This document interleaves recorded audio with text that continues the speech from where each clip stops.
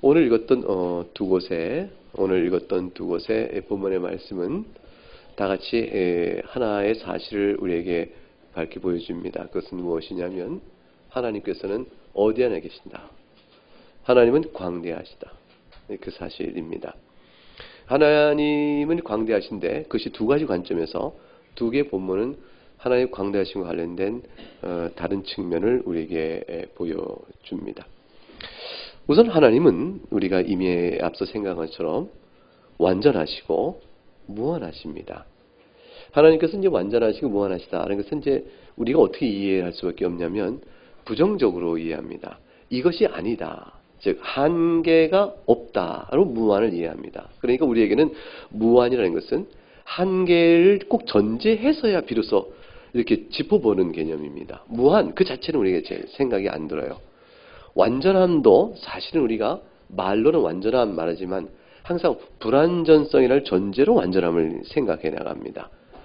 그러니까 우리에게는 완전과 무한이라는 것은 본래 우리에게 들어올 수가 없는 개념입니다. 왜냐하면 우리가 유한하고 불완전하기 때문입니다. 불완전하고 유한한 우리들은 무엇을 생각해도 불완전하고 유한한 것이 우리에게 상상세계에 있습니다. 그 개념에도 그렇게 되는 것이죠. 그런데 언어적 개념으로는 무한이 있고 완전성이 있는 겁니다. 어떤 것도 이 세상에 있는 것도 단계별로 보다 완전해진다. 이렇게 설명합니다. 더 예쁘다. 가장 예쁘다. 비교해서 더로 얘기 나가요. 그래서 뭐냐면 우리는 완전한 것을 이렇게 바로 모르고 비교 개념으로 한다는 것입니다. 비교 개념으로 비로소 최상을 생각할 수밖에 없는 우리들은 하나의 완전한 도대체 그게 뭘까? 이해하기 어렵고 또한 무한하심, 한계가 없으다니 어떤 걸까? 한계가 없다는 걸 상상하고 우리가 설정한 최상의 크기의 한계를 결정하고 그걸 넘었으면 우리 또 다른 어떤 한계 개념이 또 이렇게 열어집니다. 그러니까 무한대의 풀어짐이라는 것은 설명하기 위해서 쓰고 있는 것이지 사실 잘 모릅니다. 그런데 이제 우리가 하나님 어떤 분입니까? 라고 할 때 하나님 본질적 측면에서 하나님은 단일하시고 그리고 하나님은 무한하시다. 그리고 완전하시다. 이 세 가지가 하나님의 본질을 설명하는 대표적인 표현입니다. 근데 무한하시다면 우리와의 관계 속에서 그 무한성이 어떻게 우리에게 다가올까? 그것은 결국 유한한 우리들의 어떠한 조건에 따라 알게 됩니다. 유한한 우리들은 시간과 공간의 교차점에서 삽니다. 항상 그렇습니다. 시간을 떠난 존재가 없고 시간의 종속 개념에 우리는 눌려있기 때문에 시간 안에 있습니다. 우리는 지난번에 하나님은 불변하시다라는 말씀을 배웠습니다. 하나님은 변하지 않으신다. 변하지 않으시니까 시간 개념으로 하나님을 설명할 수가 없습니다. 하나님 따라서 영원성에 설명할 때 이 부분이 좀 더 다루어질 것인데 무한하신 하나님은 공간 개념에 비춰볼 때는 우리에게는 광대성이란 말로 설명됩니다.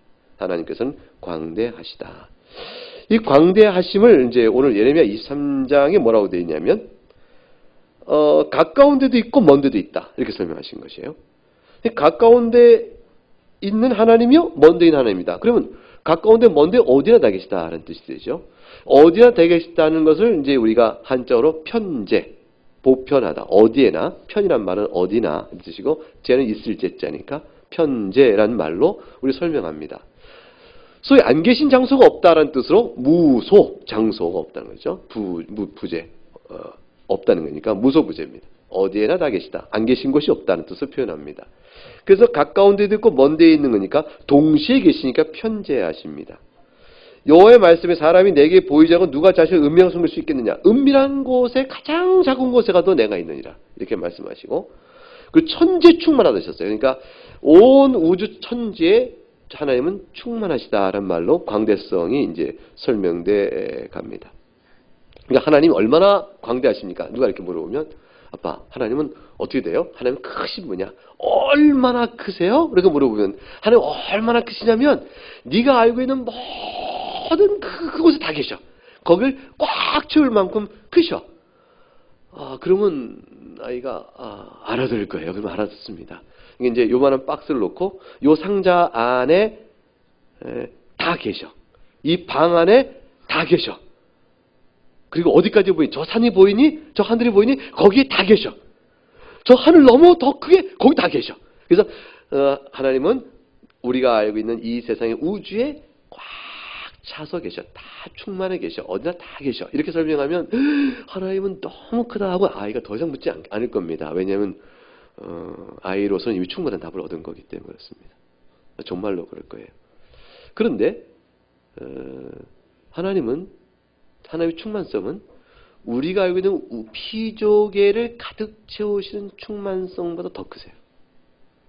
이제 거기서 이제 광대성이 공간 안에 충만하시나 공간을 초월해 계신다라는 개념이 나옵니다.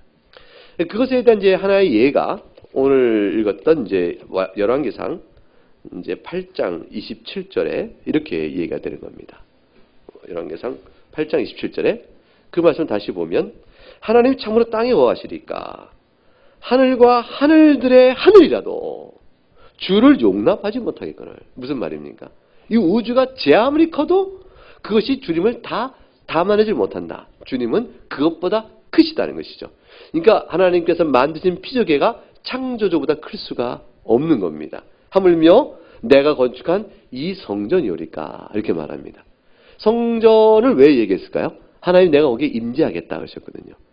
그러니까 말라기서 이제 이사야 66장 1절에 보게 되면 하늘은 나의 보좌여 땅은 나의 발판이니 너희가 나를 위하여 무슨 집을 짓겠느냐 내 안식할 처소가 어디 있겠느냐. 그 말라기 3장 1절에 내가 성전에 임하리라 이렇게 말씀하세요. 그러니까 성전을 지으라 내가 거기에 임할 것이라 라고 말하지만 하나님의 임재의 약속 그거 자체가 성전 안에 이렇게 들어와 계신다는 뜻이 아닙니다. 그러니까 굉장히 여기서 이제 어떤 개념이 생기냐면 모든 공간보다 더 크시고 초월하셔서 하나님은 여기까지 아니 더 커 여기까지 아니 더 커 이만큼 이렇게 어떤 이 라인을 글 수가 없어요. 이 라인을 글 수 있는 거는 모든 피조물은 다 글 수가 있습니다. 그러니까 몸이 있는 우리들은 당연히 라인이 거지죠. 제 몸은 이렇게 거지고 그러면 제 영혼은 어떻게 될까요? 영혼은? 제 영혼은 영적 존재니까 몸이 없으니 형태를 지정할 수는 없지만 그럼에도 불구하고 라인을 글 수 있습니다. 뭐냐면 유한하기 때문에. 유한은 영이기 때문에 그렇습니다. 그럼 천사는 어떠냐? 천사나 마귀는 영적 존재이기 때문에 역시 형태가 없어서 그려낼 수 없지만 그래 영적 존재임에도 불구하고 한계가 있는 존재예요. 그래서 나름대로 라인을 그려볼 수 있습니다. 그래서 영적 존재랄지도 두루두루 돌아다녀야 되는 것에 불과합니다. 그러나 하나님께서는 충만하며 우주의 모든 것을 채울 만큼 충만하며 동시에 그것을 넘어서 계신 분입니다. 그러니까 내재하시고 우주 안에 계시니까 내재 충만하시고 바깥으로 초월해 계세요. 그러니까 하나님께서는 성전에 내가 임하겠다고 약속하실 때 요 안에 갇혀 계실 만한 분이기 때문에 그런 것이 아니고 어디나 우주에 충만하신 분이 성전 안에도 완전하게 계신 것이에요. 완전하게. 자, 그러면 우리가 이제 어떤 개념이 되냐면 하나님은 광대하셔서 우주 안에 가득 차 있으니까 우주의 부분인 성전에도 계시지. 이 개념이냐? 이걸 생각해 볼 필요가 있습니다. 자, 여기에 이제 가스가 꽉 찹니다. 가스가 꽉 차면 여러분이 가스를 맛보죠.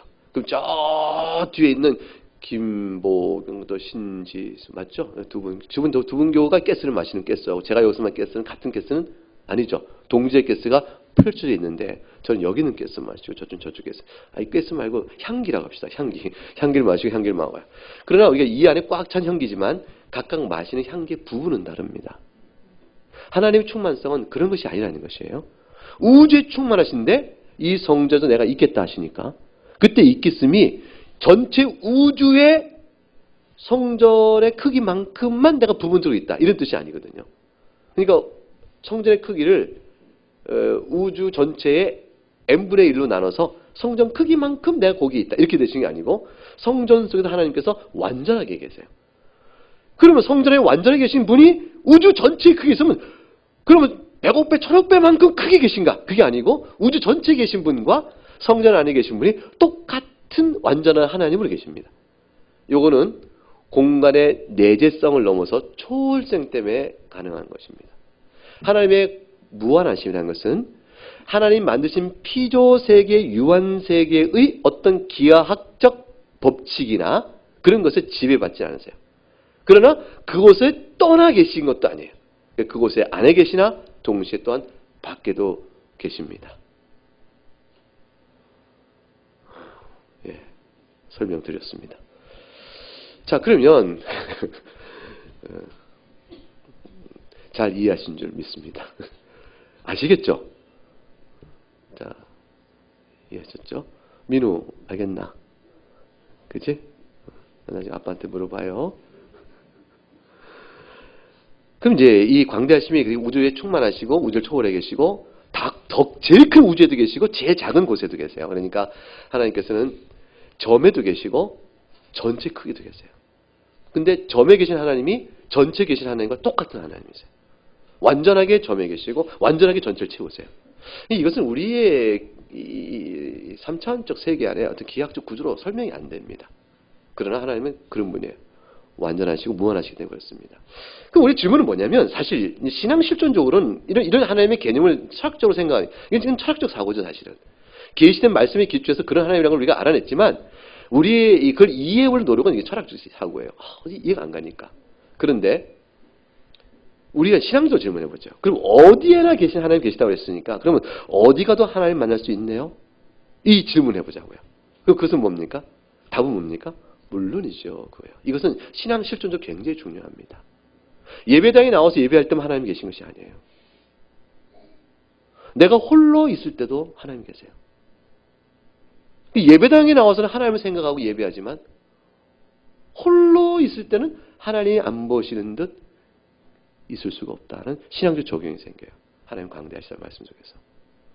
하나님의 어디에나 어느 순간에 계시는 임재성에 대한 하나님의 안목에 대한 생각을 성도가 늘 하며 살아야 한다는 생각을 하는 겁니다. 뭐 어떤 짓을 혼자 하고 있을 때 하나님 그것을 다 보고 계신 것이에요. 이게 시험 보다가 슬쩍 남의 거 보면 하나님 보고 계세요. 너 뭐하니? 보고 계신 거예요.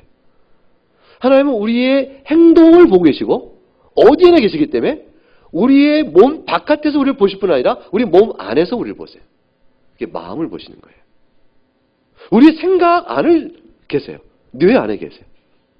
우리 정신세계 안에 계세요.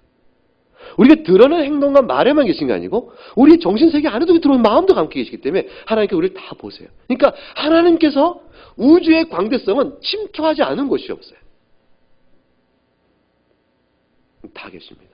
이 사실 신앙 실존상 굉장히 우리에게 엄숙하게 만들고 진지하게 만들고 그래서 하나님께서는 우리에게 원하시는 게 뭐냐면 내가 예배를 원한다 했을 때 너의 제사를 원하는 것이 아니라 너의 참여하는 심령을 원한다 하신 거예요. 하나님의 마음을 원한다는 말씀의 뜻은 어디나 계신 하나님이시기 때문에 하신 말씀입니다. 만약 하나님께서 몸 밖에만 계신 분이라면 마음을 원한다 했을 때 우리 마음속 얼마든지 감추고 하나님께 나갈 수 있어요. 오 이렇게 하면 됐죠. 얘기할 수 있어요. 이러한 속임수, 외식, 위선, 사기, 거짓이 하나님께는 통하지 않습니다. 왜 그러냐면 하나님은 어디에나 계시기 때문에 그렇습니다. 이 광대성이 신앙도 주는 아주 중요한 실존적 의미입니다. 야곱이 이제 팥죽 이렇게 이제 팥죽 한 그릇 주고 장자권 뺏은 다음에 아버지 속이고 축복받고 이제 에서한테 죽을 것 같으니까 에서가 이놈 죽여주겠다 이렇게 하니까 이제 도망을 가지 않습니까? 엄마 아빠의 얘기를 다 받고 도망가다가 밧담 아람이라는 곳을 가요. 그 가는 도중에 광야에서 돌을 베개 삼고 잠을 잡니다. 꿈을 꾸죠? 하늘로 사다리가 있고 천사가 오락내락하고 그러자 깨어서 그때 뭐라고 말하냐면 야곱이 하나님께서 여기도 계신 줄 내가 알았다 하고 돌단을 쌓아놓습니다. 가장 외롭고 쓸쓸할 때 그때 하나님께서 그 시간대 그 상황에도 같이 계신 거예요. 내가 어디로 피신해도 그곳에 계십니다. 그러니까 시편 139편에서 내가 주의 영을 떠나 어디로 가며 주의 앞에서 어디로 피하리까? 시편 139편 7절부터 제가 읽고 있습니다. 내가 주의 영을 떠나 어디로 가며 주의 앞에 어디로 피하리까? 내가 하늘에 올라갈지라도 거기 주님이 계시며 수월, 즉 죽음의 자리죠. 죽음의 자리 속에 들어갈지라도 주님 거기도 계십니다. 내가 새벽 날개 치며 바다 끝에 거주할지라도 거기 계시고 거기서 주님의 손으로 나를 인도하시며 주의 오른손에 나를 붙드시다. 이것이 주님이 어디에나 계신 이 사실이 하나님의 자녀에게는 얼마나 위로가 되는지 몰라요. 누구한테는 이것처럼 무서운 말이 없죠. 하나님과 대적하는 사람. 하나님의 원수는요. 이것처럼 무서운 말이 없어요. 피할 곳이 없는 것이죠. 하나님의 원수는 하나님의 무서운 진노하심 앞에 피할 길이 없다는 뜻이고, 그러나 하나님의 자녀에게 있어서는 하나님의 보호하심이 어디까지도 미친다는 뜻이 되어집니다. 자, 하나님 편에 서시겠습니까? 하나님을 대적한 자에 서시겠습니까? 하나님 편에 서실, 여호와 앞에 입 맞추고 하나님 앞에 서는 것이 살 길입니다. 하나님께서 온 우주를 가득 채우고 있다 할지라도 우주 이쪽에서 만난 하나님과 우주 저쪽에서 만난 하나님은 다르지 않을까? 그런 걱정할 필요 없습니다. 펼쳐 계신 것이 아니라 모든 것에 완전하게 계시니까, 전체에 완전하게, 가장 작은 부분에도 완전하게. 그래서 하나님은 전체와 부분이 우리에게 있을 처럼 차이가 없어요. 다 계십니다. 그렇기 때문에 우주 저쪽과 이쪽의 하나님이 다른 하나님 것이라는 생각은 전혀 할 필요가 없습니다. 여기까지 이제 설명을 우리가 하나님의 광대하심을 묵상하면 이런 질문이 나올 수 있습니다. 그렇다면 하나님 어디에 계시다면 마귀하고도 함께 계신가? 이게 이제 심술궂은 질문 같은 거죠. 이제 귀신들과 함께 계신가? 소위 말하면 지옥에도 하나님 함께 계세요? 이렇게 물어볼 수가 있습니다. 왜 이렇게 물어보는 거죠? 둘 중에 하나입니다. 하나는 하나님이 어디에나 계시다는 사실을 애써 부인하고 싶으니까 난제를 끌어낸 게 뭐예요?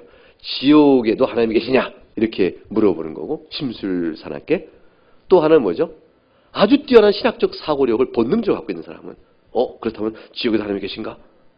이렇게 지옥은 하나님의 부재인데, 보통 이제 악을 그렇게 설명하거든요.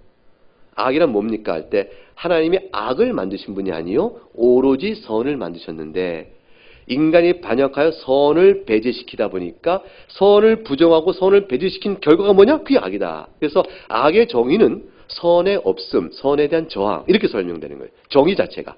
이것도 부정의 정의죠. 부정적인 반대 정의로 하는 거죠. 악 자체를, 악을 먼저 전제로 하고 악이 없음이 선이다, 이렇게 말하는 법은 없는 겁니다. 하나님이 만드신 세상은 보기에 좋았더라. 선한 하나님이 만드신 세상은 선이기 때문에. 그래서 악은 뭡니까? 원래부터 있었던 것이 아니요 있었던 선이 사라짐으로, 있었던 선을 사라짐으로 나오는 것이 악이라, 이렇게 말을 하게 됩니다. 그렇게 되니까 악이란 다시 한번 선의 부재요, 선이 없는 것이요, 하나님이 안 계시니까 악이다, 이렇게 이제 이렇게 보통 생각하면서 지옥을 하나님이 안 계시다는 걸 생각해봐라, 어떠냐, 이렇게 설명을 많이 해놓으니까 물어볼 수가 있는 거죠. 하나님께서 어디나 광대하시다면 지옥에는 어떻게 된 겁니까? 이렇게 물어볼 수가 있습니다. 답은 뭐냐면 지옥에도 하나님은 계십니다가 답입니다. 그럼 이어지는 질문은 뭐냐면, 그렇다면 어떻게 거룩하신 하나님이 지옥에 함께 계실 수 있습니까? 이렇게 물어보겠죠. 어떻게 거룩하신 하나님이 마귀와도 함께 있을 수 있습니까? 이렇게 물어볼 수 있겠죠. 이렇게 질문이 나올 수가 있는 겁니다. 그게 나와야 하는 거예요. 이 질문을 해야 하는 것이죠. 당연하게 물어봐야 되는 것이고, 그 당연한 질문에 당연하게도 답이 주어져야 합니다. 그 답은 아주 간명합니다. 그것은 뭐냐면, 하나님은 창조주이시기 때문에 만드신 모든 피조물에 그가 권능의 손길로 능력으로 함께 하지 않은 것이 없고, 비단 능력으로만 함께 하시는 것이 아니라 존재 자체로 함께 하지 않는 것이 없다. 이것이 답입니다. 자, 그러면 창조주이시기 때문에 만드신 모든 피조 세계에 자신의 능력으로 함께 하시고 존재로도 함께 하신다. 그리고 또 만물의 보존자이시기 때문에 만물을 만드시고 보존시키잖아요. 그래서 우리가 이렇게 지금 이 만물이 지금 있는 겁니다. 아니면 한순간에 쑥 사라지죠. 이 전체가 하나님께서 보존시키지 않으시면 한순간에 훅 없어져요. 하나님께서 있게 하가 만드시고 있으라 있게 하시고 있도록 보존시키는 능력 때문에 보존하고 있는 겁니다. 지금. 그럼 이런 모든 보존하고 있는 것도 하나님의 능력이 함께 하시고 하나님께서 존재적으로 함께 하시기 때문에 보존되고 있는 겁니다. 그런데 그렇기 때문에 피조물인 마귀와 귀신들도 피조물이기 때문에 하나님께서 함께하고 계시다, 이렇게 봐야 합니다. 그런데 하나님께서는 마귀와 지옥은 심판하시지 않느냐? 거룩한 하나님께서 마귀를 심판하지 않는가? 귀신들을 심판하지 않으시는가? 지옥은 심판의 자리 아닌가? 악인을 심판하지 않는가? 그런데 어떻게 심판의 자리인데 어떻게 함께 있다고 말할 수 있느냐? 여기에서 함께 있다는 개념이 달라져 버립니다. 그래서 하나님께서는 마귀와 귀신들, 오늘 시편 139편에 수월에 가 있을지라도 하나님 함께 계신다 그랬어요. 죽어서도 하나님 못 피합니다. 그러니까 마귀와 귀신들 그리고 악인들의 죄를 벌하시는 공의의 심판주로만 그들과 함께 하세요. 이게 참 중요한 개념이에요. 우리가 이 세상 살면서 흉한 죄를 져요. 흉한 죄를 져놓고 나서 세상이 그걸 다 알고 손가락질할 때 그것이 어떻게 해요? 수치스럽고 그래서 차라리 내가 목숨을 자살합니다. 그렇게 되면 세상으로부터는 피했죠. 하나님께는 못 피하는 겁니다. 죽음의 자리에도 하나님은 심판주로 계십니다. 따라서 살아있음으로 주 앞에 회개하여 주 앞에 나와야 하는 것이지 죽음으로 죄에 의한 형벌과 심판을 피하려고 하는 것은 지극히 어리석은 거요. 형벌에 형벌을 더할 따름이에요.